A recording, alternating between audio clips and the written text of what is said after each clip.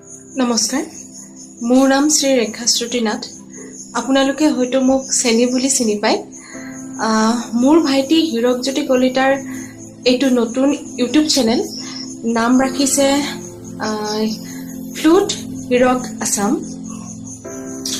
গতিকে মই বিচাৰিছোঁ আপোনালোক সকলোৱে এই চেনেলটো ছাবস্ক্ৰাইব কৰক, লাইক কৰক, ভাল লাগিলে কমেণ্ট কৰক আৰু কাষতে লাগি থকা টিলিঙাটো চুই দিবলৈ নাপাহৰিব। মই আৰু এষাৰ কথা ক'ব বিচাৰিছোঁ। অলপ দিন আগতে কাৰ্বি আংলঙত ঘটি যোৱা ঘটনাটো সঁচাকৈ দেশ জোকাৰি যোৱা ঘটনা, বহুত দুখ লগা ঘটনা।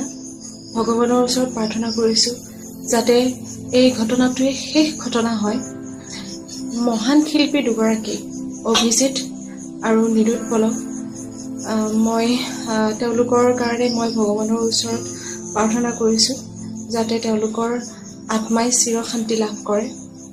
হীৰকৰ বাঁহীৰ সুৰেৰে এই চেনেলটোৰ পৰিয়ালৰ তৰফৰ পৰা তেওঁলোকলৈ শ্ৰদ্ধাঞ্জলি জ্ঞাপন কৰিছোঁ। ধন্যবাদ।